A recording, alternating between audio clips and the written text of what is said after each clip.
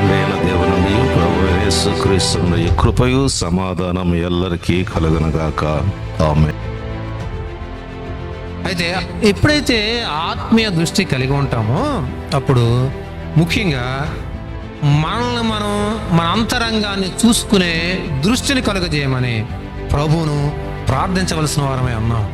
ఈనాడు క్రైస్తవ సంఘం యేసుక్రీస్తు యొక్క పాలనలో కొనసాగుతున్న సంఘంగా మనం గుర్తించాలని నేను కోరుతూ ఉన్నాను. నువ్వు నేను మనమందరం కూడా క్రీస్తు యొక్క రాజ్యాధికారం కిందకు వచ్చాం. ఎందుకు అనంటే ఆయనను మనం అంగీకరిస్తున్నాం. మనమే స్థితిలో ఉన్నాం. దేవుణ్ణి స్తుతించే వారముగా ఉన్నామా, లేకపోతే స్తుతించే వారిని గద్దించే వారముగా ఉన్నామా? ఒక్కసారి మనకి ప్రశ్న వేసుకొనవలసిన వారమై ఉన్నాం. మనం బరబ్బాని కోరుకుంటున్నామా, యేసయ్యని కోరుకుంటున్నామా?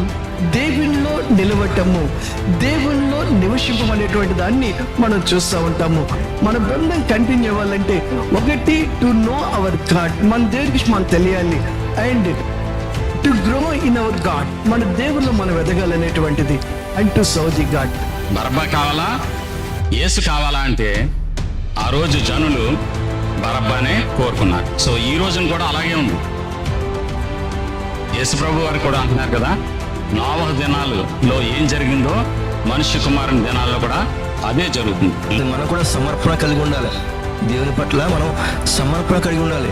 త్రికరణ శుద్ధిగా దేవుణ్ణి ఆరాధించాలి. త్రికరణ శుద్ధిగా పరిశుద్ధంగా ఉండాల్సినటువంటి ఈ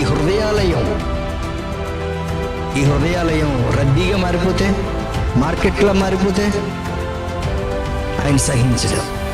కాబట్టి మీరు, నేను, మనమందరం కూడా దేవుని యొక్క మాటలకు లోబడి ఆయన వాక్యానుసారముగా జీవించి మన హృదయాన్ని ప్రభువుకు అర్పించి, తండ్రి నీవు నా హృదయంలోకి రావయ్యాని తండ్రి అని మనం దేవుణ్ణి ప్రార్థించుకుని. ఇస్కరియోతు యూదా యేసుక్రీస్తు ప్రభు శిష్యుడిగా కొనసాగుతున్నాడు దాదాపు 3.5 సంవత్సరాల నుంచి. కానీ ఆశల పల్లకి మోస్తున్నాడు. ఆశల పల్లకి మోస్తూనే ప్రభువుని వెంబడిస్తున్నాడు. అతనిలో ధనాశ ఉంది. అక్క రాతి గుండెను, అక్క స్టోన్గా హార్ట్ని తీసివేసి మాంస గుండెను, అంటే ఇంగ్లీష్లో మాట రాయబడేది ఒబీడియంట్ హార్ట్, విధేయత కలిగిన హృదయాన్ని మీకు ఇస్తానంటున్నాడు.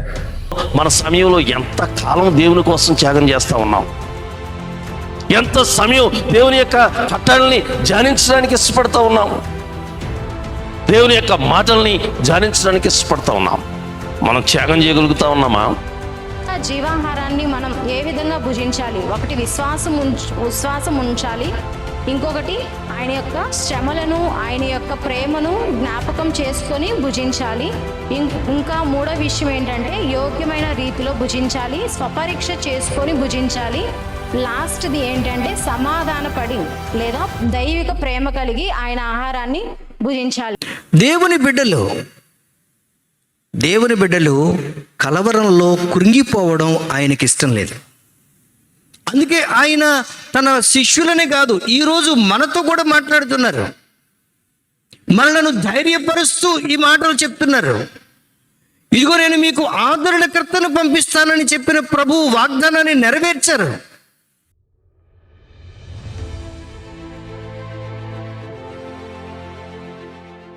క్రీస్తు యేసు కలిగిన ఈ మనసును మీరును కలిగి ఉండి, ఆ క్రీస్తు ఏ మనసుతో మనలను ప్రేమించారు,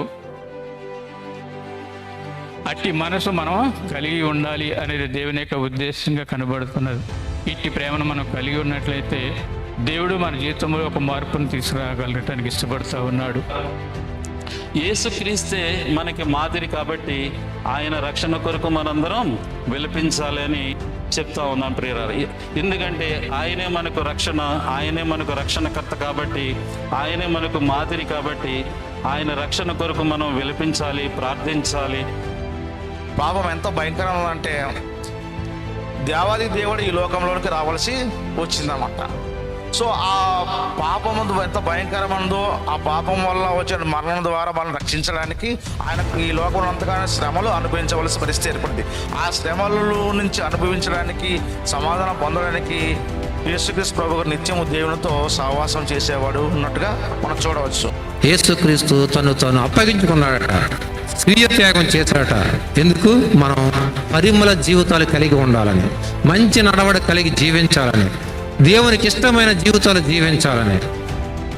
ఆయన మన జీవితాలని ఇతరులకు ఆశీర్వాదకరంగా మనం జీవించాలని దేవుడు మన కొరకు తాను అప్పగించుకున్నాడు. యేసయ్య పరిచర్య చేస్తూనే మరి సేవ చేశారు. ఆ విధంగా ఆయన మనకు వచ్చినప్పుడు ఆయన దేని నుంచి అంట, మీలో ప్రతి వాణిని వాని దుష్టత్వం నుండి మళ్లించుటకు, మిమ్మల్ని ఆశీర్వదించుటకు, మనల్ని పాపం నుంచి విడుదల చేయడానికి, మన సమస్త దుష్టక్రియల నుంచి ఆయన మనల్ని విడిపించడానికి, మళ్లించడానికి, ఆశీర్వదించడానికి మీ వద్దకు ఆయన పంపించిననే మాట వీరు చెప్పి మరి ప్రజలను బలపరుస్తూ ఉన్నారనమాట. బలహీనతలు వస్తే కృంగిపోవద్దు, దేవుణ్ణి నిందించొద్దు. ఆ బలహీనతల్లోనే దేవుణ్ణి మహిమపరచాలి, బలహీనతల్లోనే దేవునిలో మనం అతిశయించాలి. సాతానికి ఒకే ఒక్క బలం, విశ్వాసం నుంచి దూరం చేయడానికి వంచన ఒక్కటే. ఏదో ఒక రూపంలో వంచన, బంధుత్వం రూపంలో వంచన జరుగుతూ ఉంటుంది, అలాగే స్నేహితుల రూపంలో జరుగుతూ ఉంటుంది. మన పాపాల నిమిత్తం రోధించే అనుభవం నీకు నాకు కూడా ఉండాలి. మనం చేసే ప్రార్థన అంగీకరింపబడాలంటే,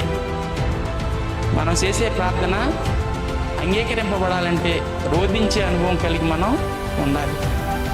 ఆ రోదన ఎలాంటి రోదన అయి ఉండాలంటే దైవ చిత్తానుసారమైన రోదన, లేదా దైవ చిత్తానుసారమైన దుఃఖం కలిగి మనం ఉండాలి. యేసుక్రీస్తు ప్రభు వారు మన అతిక్రమ క్రియలను బట్టి మరి ఆయన గాయపరచబడినట్లుగా మనకు మరి దైవ గ్రంథంలో మరి రాయబడి ఉంది. అదేవిధంగా మన దోషాలను బట్టి నలగొట్టబడ్డాడు, అతను పొందిన దెబ్బల చేత మనము స్వస్థత కలుగుతున్నట్లుగా ఇక్కడ రాయబడి ఉంది. కాబట్టి మనకిష్టమైనటువంటి త్రోవలోకి వెళుతూ మరి పాపమును మూటగొట్టుకుంటూ మరి యేసుక్రీస్తు వారికి లేకపోతే ఆ దేవాది దేవునికి దూరంగా ఉంటున్నామా, లేకపోతే ఆయన్ని మన స్వంత రక్షకుడుగా అంగీకరించలేకపోతున్నామా?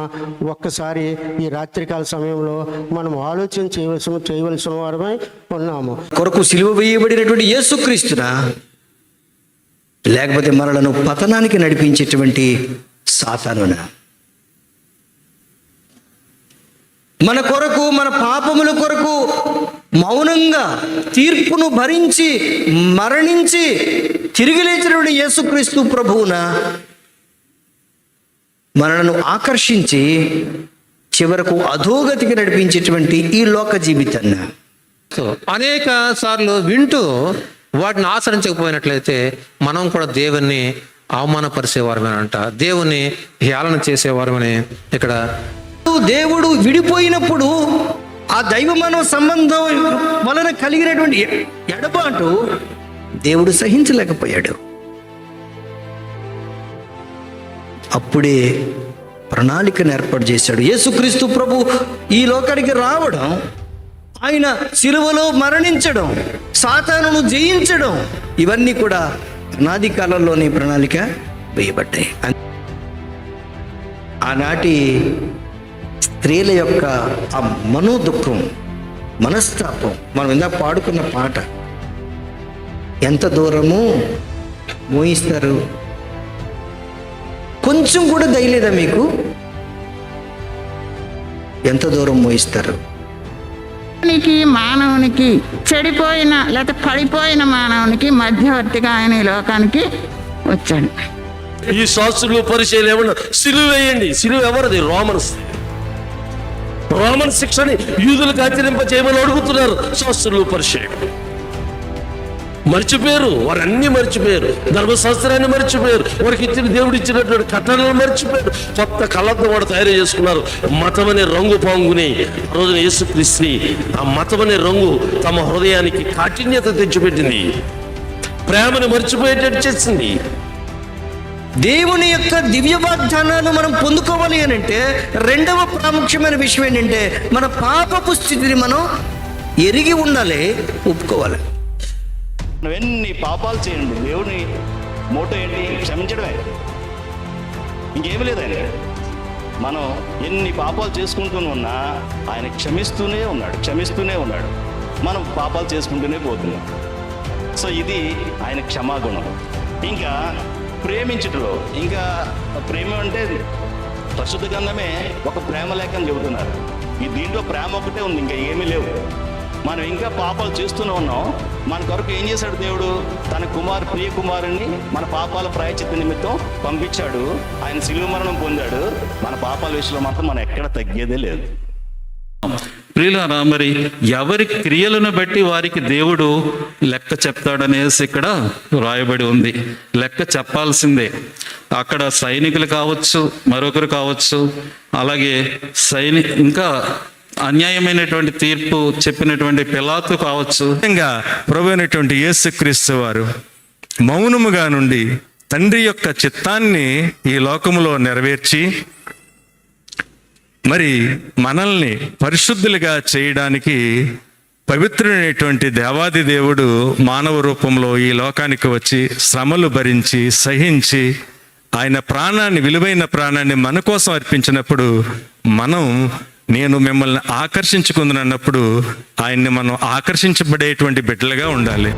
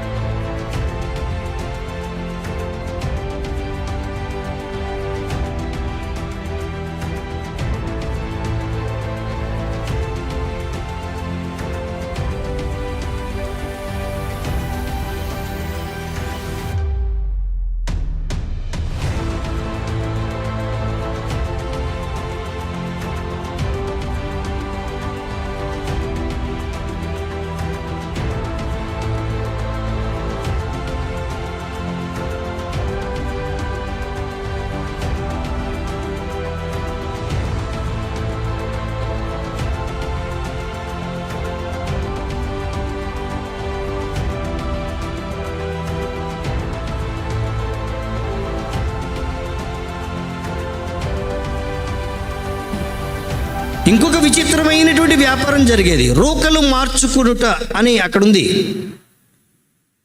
అంటే వారి యొక్క దేశానికి సంబంధించినటువంటి కరెన్సీని ఈ కరెన్సీగా మార్చుకోవాలా. దేవుడు ఎవరు నమ్మాడు? మనుష్యులను నమ్మి ద్రాక్ష తోట వారికి గుత్తకు ఆయన ఇచ్చాడు. దేవుడు మానవుని యందే ఉంచాడు, నమ్మకం ఉంచాడు. కేవలం ధనం ఉంటే చాలు నా జీవితం గడిచిపోద్ది, డబ్బుంటే చాలు నేను హ్యాపీగా గడిపేయచ్చు. ప్రియులారా, పాండమిక్ సమయంలో కొన్ని కోట్ల డబ్బులు పెట్టారు, కానీ చాలామంది ఉన్నారా? లేదయ్యా. డబ్బు మనిషిని బ్రతికించదండి, దేవుని వాక్యం మనుషుల్ని బ్రతికేసింది. క్షమై చక్కగా చెప్పండి. దీనిలైన వారు పరలోక రాజ్యం వారిది. తర్వాత దుఃఖపడేవారు ధనులు వారు ఓదార్చబడదు. తర్వాత సాత్వికులు ధనులు వారు భూలోకమును స్వతంత్రించుకుంటారు. దీనత్వము, తర్వాత రెండోది ఏంటమ్మా? సాత్వికత్వము. సాత్వికులు, దీనులు పరలోకాన్ని, భూలోకాన్ని స్వతంత్రించేసుకుంటారు.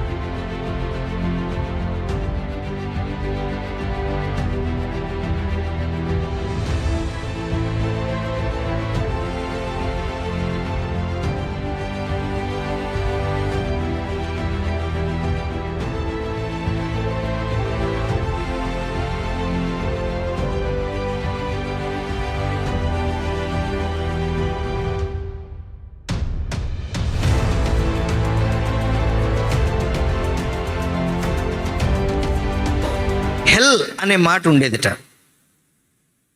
హెల్. అయితే ఇది నరకం కాదు.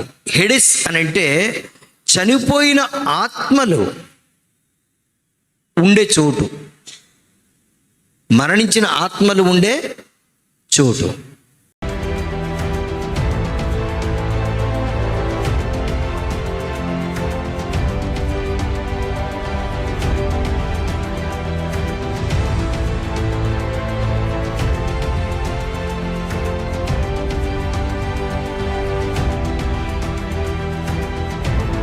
నలభై దినాలు లెంటు ధ్యానాల్లో పాల్గొన్న వారందరినీ నేను హృదయపూర్వకంగా అభినందిస్తున్నాను. చాలామంది పాల్గొన్నారు. నేను నోట్ చేయలేదు, కానీ ఒక్కరోజు కూడా మిస్ కాకుండా ఉన్నవాళ్ళు చాలామంది ఉంటారని నేను భావిస్తున్నాను. దేవుని సన్నిధిలో గడపడం నిజంగా దీవెన. అప్పుడు కలిగే ఆనందం అది వర్ణనాతీతం.